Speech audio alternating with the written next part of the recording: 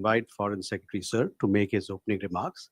But before that, I would like to remind the audience that this particular press briefing is on Japan and to China for SCO Summit. So please focus your questions on these two particular aspects of the visit only. Thank you. Sir, the floor is yours. Thank you, Randir. Good afternoon. Thank you all for joining.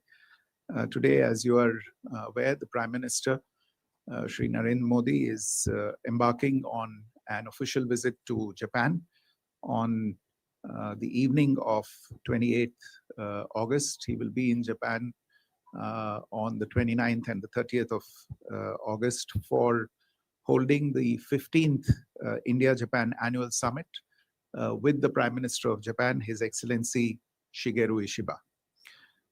This is a significant visit for several reasons. It's Prime Minister Modi's first annual summit with Prime Minister Ishiba. It is also his first standalone visit to Japan in nearly 7 years. He last visited for the annual summit in 2018. Since then, of course, he has visited Japan, but that has been for multilateral engagements and other ceremonial events. So this will be a visit that will be fully dedicated to the bilateral agenda between India and Japan. This is also Prime Minister's 8th visit to Japan since he took office in 2014 and reflects the very high priority that this particular relationship has in our foreign relations.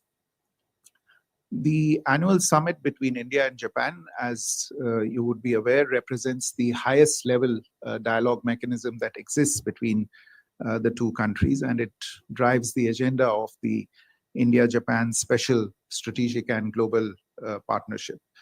Prime Minister has met Prime Minister Ishiba of Japan on previous occasions on the sidelines of international events. They first met, I think, it was in Vientiane on the sidelines of the ASEAN Summit, and more recently on the sidelines of the G7 Summit in Kananaskis in Canada in June of this year. These discussions during these events will be taken forward during the annual summit in Tokyo on the 29th of August. India and Japan are two countries that share values, trust, and strategic outlook on several issues. They are two of Asia's leading democracies and amongst the top 5 world economies.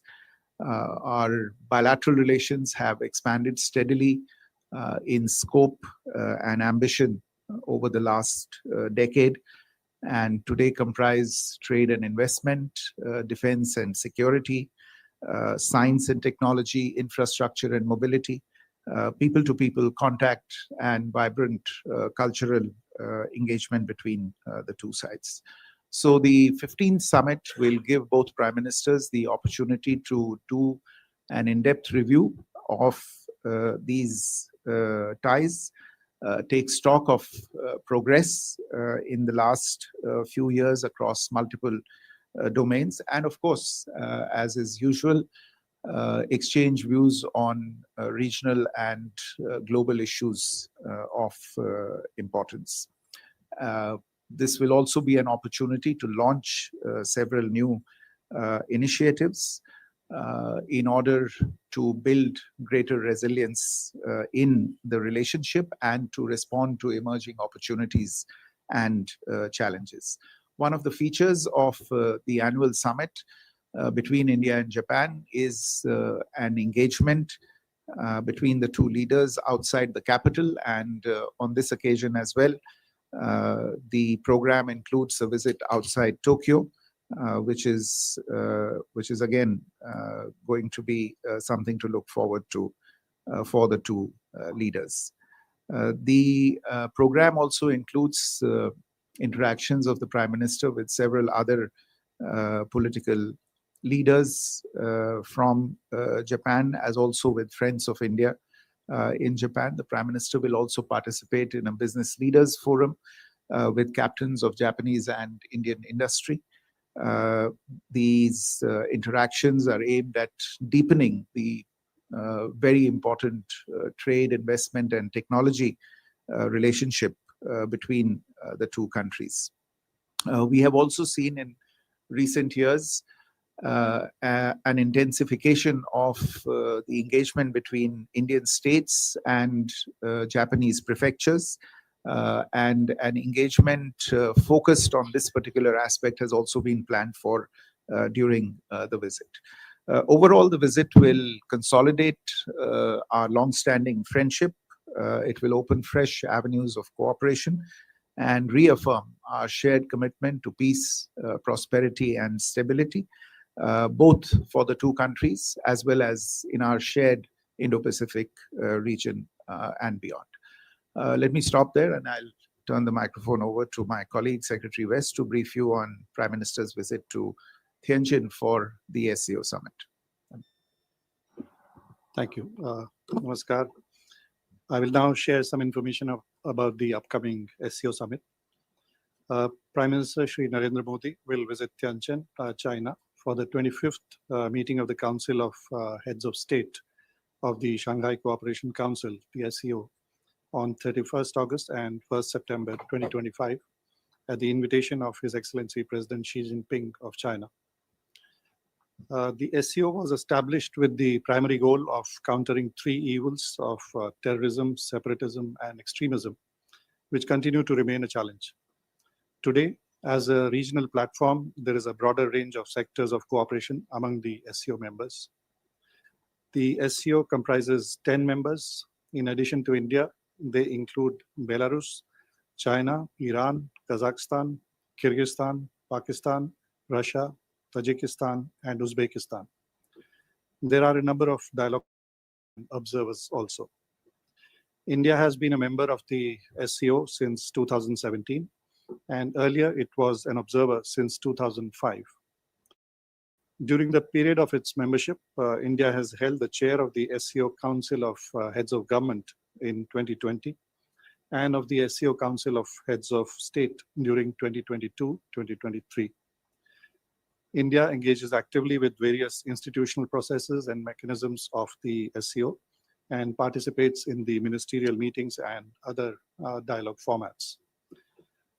Prime Minister Shri Modi has participated in various previous SCO summits in 2018 in Qingdao, 2019 in Bishkek, 2020 in Moscow in virtual format, 2021 in Dushanbe in virtual format, 2022 in Tashkent, 2023 New Delhi virtual format, and in 2024 Astana Summit, External Affairs Minister had represented the Prime Minister. The theme of the 23rd SCO Summit, which was chaired by Prime Minister Modi, was towards a secure SCO. And here the secure stands for security, economy and trade, connectivity, unity, respect for sovereignty and territorial integrity, and environment. So this gives an idea of the range of issues that are of priority for India in the SCO. During India's presidency in 2023, SCO had adopted a joint statement on cooperation on countering radicalization leading to separatism, extremism, and terrorism. During the presidency, India had also focused on a very broad-based and diverse areas of cooperation that are of interest to SCO members. These practical areas of cooperation include, for instance, startups and innovation, traditional medicine, youth empowerment, digital inclusion, and shared Buddhist heritage.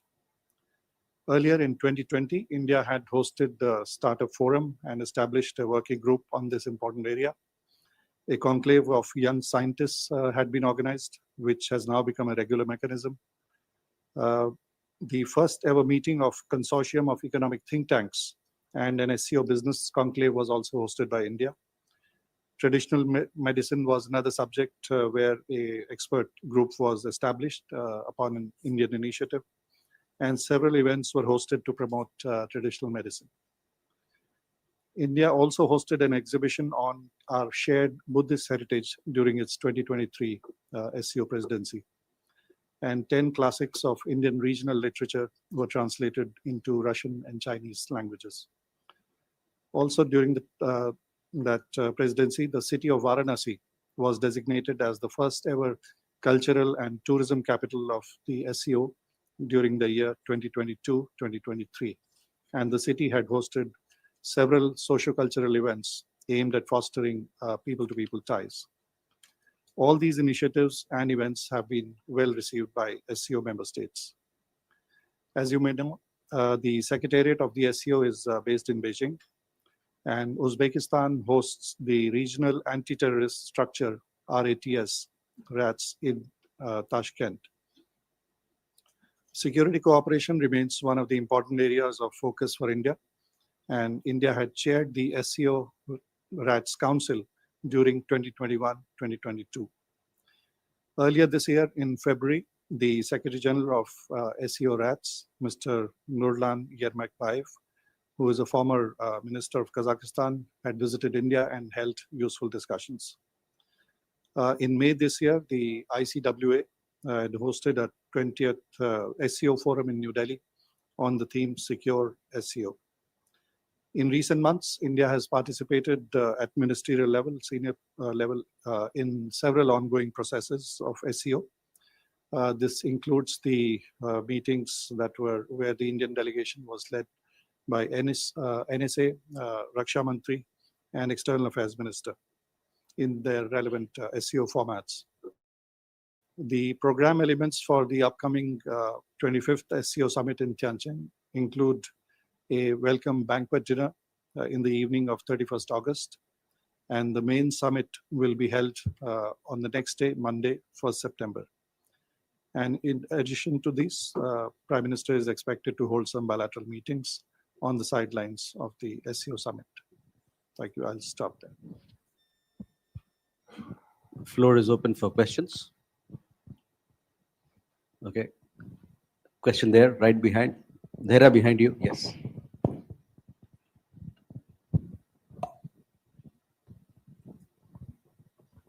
Thank you. I'm Keita Wiki, Japanese news agency DG Press correspondent. Regarding the bilateral meeting, India and Japan. So India and Japan are also member of Quad.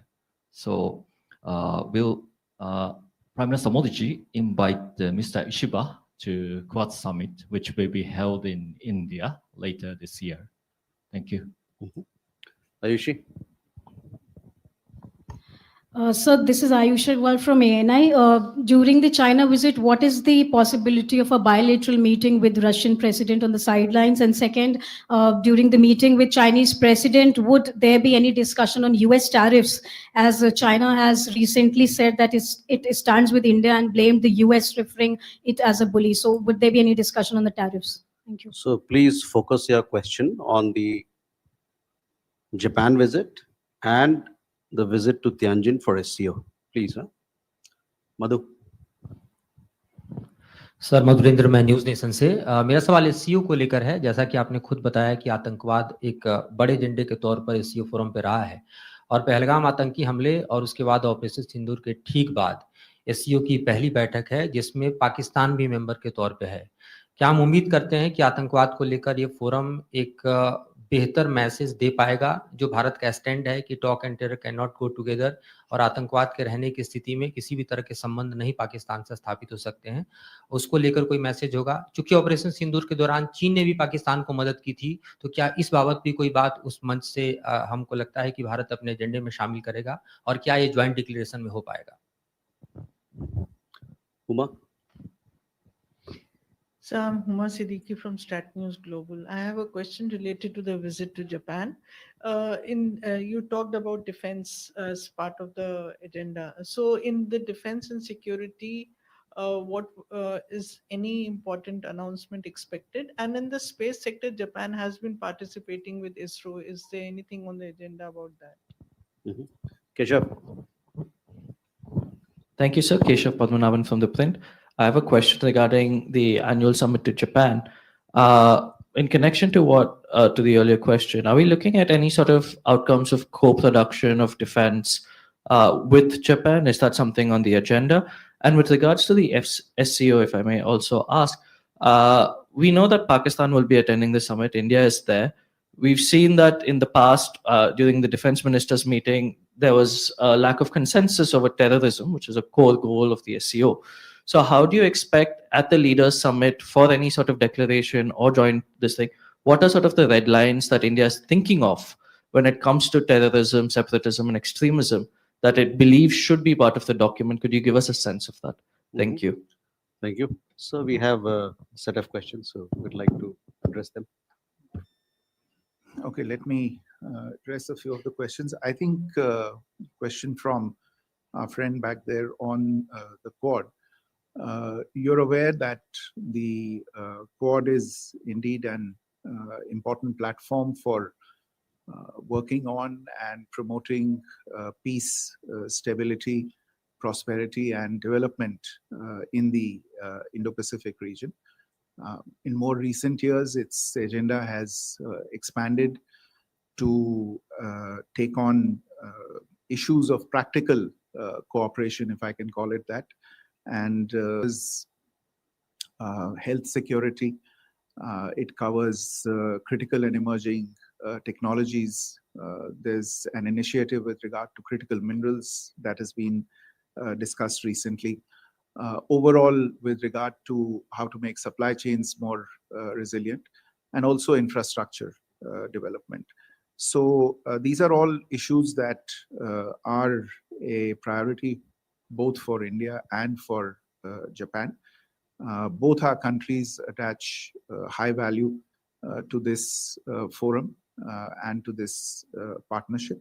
And we look forward to working with all Quad partners to take our cooperation forward. I'm sure when the two prime ministers meet, the Quad will be a subject that will be discussed between the two of them. Ayushi's question about bilateral meetings, look, as always happens with regard to such events, there will be a number of bilateral meetings that will be organized on the sidelines. We are still working through the finalization of those meetings, and we'll keep you updated and brief you in any case on the proceedings in those meetings. I think ahead of the meetings, it might be a bit forward of me to anticipate and say what will be discussed and will not be discussed in the meetings. Huma, your question, and I think Keshav's question is on the same lines with regard to defense and security related cooperation between India and Japan. This is indeed emerged as an important pillar of cooperation between the two countries in recent years. There was a meeting between the defense ministers of the two countries that was held just recently in May of this year, where the two sides were able to review a whole host of issues, operational engagements between the two sides, but more importantly, defense equipment and technology collaboration, which is an important part of the overall defense and security engagement between the two sides. I think there was some interest in the specific platforms, etc. And you would be aware that the two countries are already working on co-developing the Unified Complex Radio Antenna, the UNICORN project, which is a common radar mast for use by Indian Navy platforms. A memorandum of implementation for this particular project was signed in November 2024. The Navy, the Indian Navy and the Japanese Maritime Self-Defense Force are also exploring possible cooperation in the area of ship maintenance in India. And there are discussions going on a number of other issues between the designated agencies of the two sides, DRDO in India and ATLA in Japan. And these discussions are regular, and the agenda is constantly being refreshed, and they remain engaged on it. I think there was a reference also to space. So the ISRO and the Japanese Space Agency are working together on something called LUPEX, which is the Lunar Polar exploration mission, and this is being pursued in tandem with India's Chandrayaan 5 mission. This is an area of some importance, also because it affords an avenue for Indian space startups to actually deploy their capabilities and their capacities in this important area. I want to take this question. आपका प्रश्न जो आतंकवाद के बारे में था, जैसा मैंने कहा कि एससीओ जब स्थापित हुआ था तब उसके एक मेन उद्देश्य में था कि कैसे पीस एंड सिक्योरिटी को जो चैलेंज है फ्रॉम टेररिज्म, सेपरेटिज्म और एक्सट्रीमिज्म, उसको कैसे काउंटर किया जाए. And this challenge remains. The security of the region remains a priority for the SCO members. In the past, there has been a strong condemnation of terrorism, including cross-border terrorism, in the statements that have been finalized, including the joint statement that I referred to, which was finalized during our presidency of the summit, 23rd summit. जहाँ तक अभी ताल्लुक है of the declaration at this summit, that is under finalization, the text. We are working with other members and partners to see that there should be a reiteration of the strong condemnation of terrorism, including cross-border terrorism. But the text is under finalization. With that, ladies and gentlemen, we come to the close of this press briefing. We shall keep you updated. We are running short of time, so we'll take all the questions. You know, we have press briefing there, also one in Japan. So thank you very much.